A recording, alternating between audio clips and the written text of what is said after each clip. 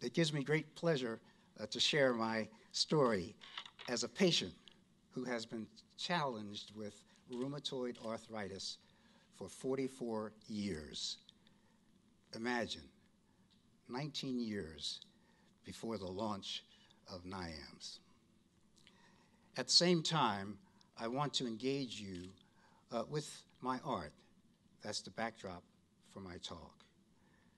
Patients' lives get better. Art engages with a wide variety of visual expressions that can help patients' lives get better.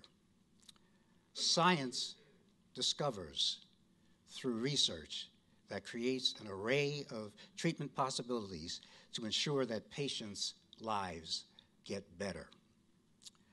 Both art and science have been very significant in my life because they have been helping me to get better.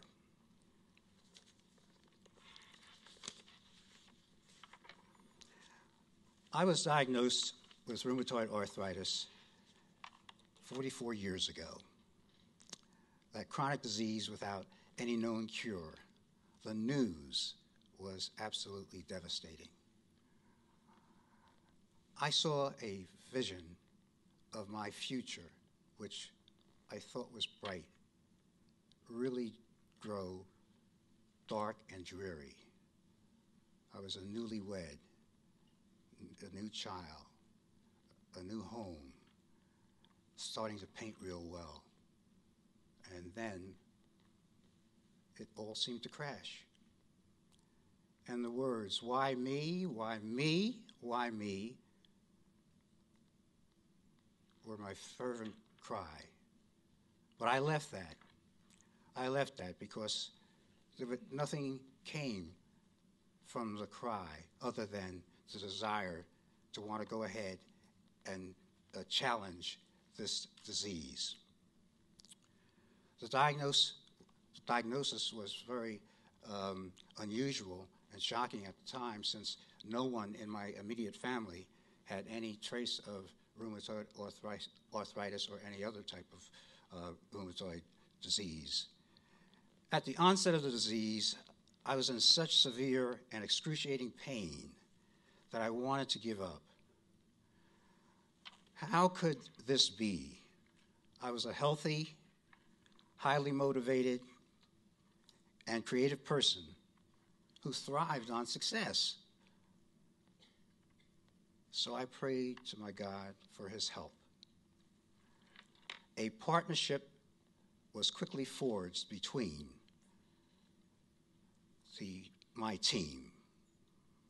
And my team was my rheumatologist, my wife, my family, my friends, and, of course, all of the folks that are suffering with this great disease.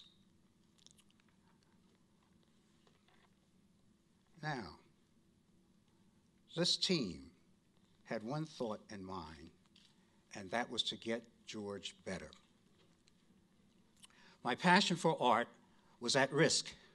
One of my favorite French artists, Pierre-Auguste Renoir, who is famous for his impressionistic paintings, suffered from severe rheumatoid arthritis at the age of 75. It was his last 25 years of his life. The only treatment that offered some relief during his lifetime was 30 to 40 aspirins a day. My treatment in the beginning, like Renoir, was 20 to 30 aspirins a day, plus Tagamet and Maalox to keep my stomach from blowing up.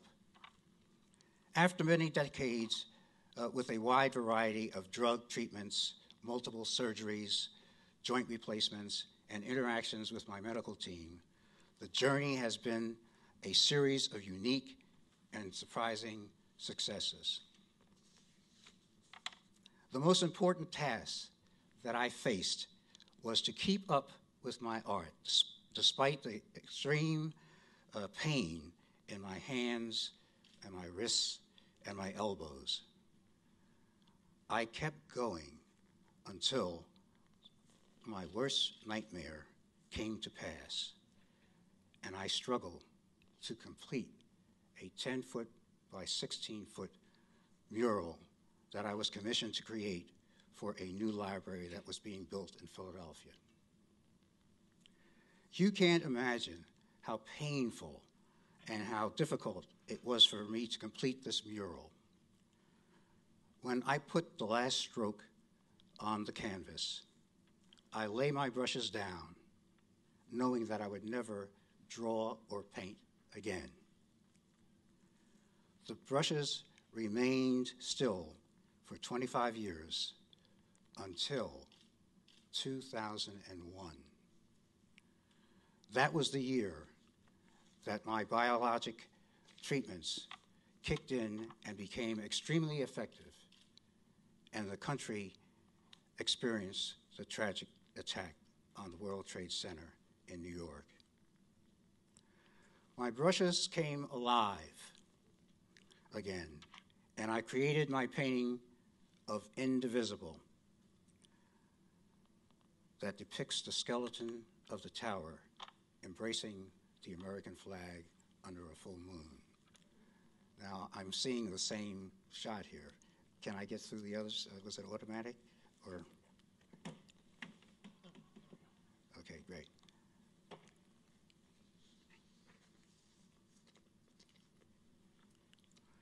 Indivisible has been widely recognized and most recently was selected to be exhibited by the Pennsylvania Academy of the Fine Arts. It was American artists who had paintings that had the American flag in the works. Like Renoir, I am dedicated to my lifelong passion to draw and paint, and credit the opportunity for engaging by the viewer.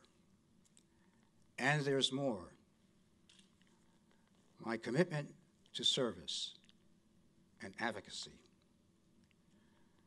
Through the Arthritis Foundation, I've had the privilege to interface with researchers, doctors, surgeons, and major pharmaceutical representatives.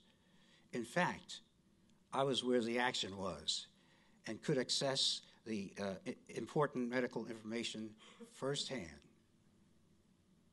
Working, volunteering, and advocating for those who have and are challenged with RA has strengthened and given me more purpose. Serving in an area that I am passionate about, my life has more meaning.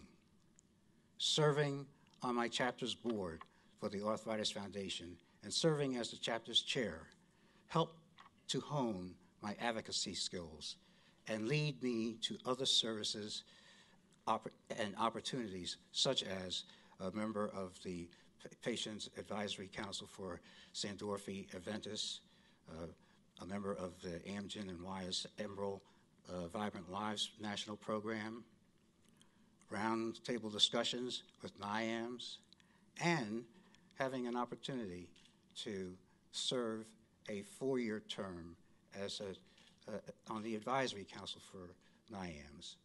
I spoke to Steve just a few moments ago, and I asked him, how long was I on the Advisory Council? I thought it was 3 years. He said, no, Beach, it was 4. And so you could see I was having a lot of intense involvement that the time just slipped by quickly. So I want to say to the folks at NIAMS and all those who have been contributory to my life and my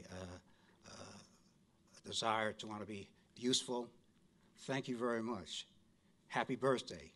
And I'll be around in 25 years for the 50th anniversary.